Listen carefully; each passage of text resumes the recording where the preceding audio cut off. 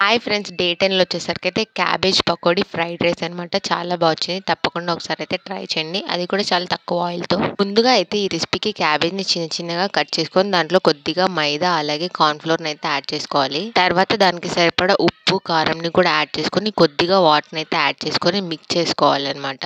క్యాబేజ్‌ని అయితే పకోడీలాగా మిక్స్ చేసుకున్న తర్వాత అయితే కడాయిలో కొద్దిగా ఆయిల్ యాడ్ చేసి హీట్ అయిన తర్వాత చిన్న చిన్న పకోడీలాగా వేసుకోవాలి. పకోడీలాగా వేసుకున్న క్యాబేజ్‌ని అయితే మనమైతే 2 సైడ్‌లు బాగా ఫ్రై చేసుకోవాలి. ఆయిల్ కొద్దిగా వేసాం కాబట్టి మనమైతే స్లోగా కుక్ చేసుకోవాలి. అవి కొంచెం ఫ్రై అయిన తర్వాత అయితే దాంట్లో కొద్దిగా పచ్చిమిర్చిని యాడ్ చేసుకోవాలి. పచ్చిమిర్చి వేసిన తర్వాత అది బాగా ఫ్రై అయిన తర్వాత అయితే మనం ఆల్రెడీ ఉడికించి పెట్టుకున్న రైస్‌ని అయితే యాడ్ చేసుకొని ఒకసారి మిక్స్ చేసుకోవాలి. ఇప్పుడైతే రుచికి సరిపడా ఉప్పు అలాగే కొద్దిగా పెప్పర్ పౌడర్‌ని యాడ్ చేసుకొని బాగా మిక్స్ చేసుకోవాలనమాట.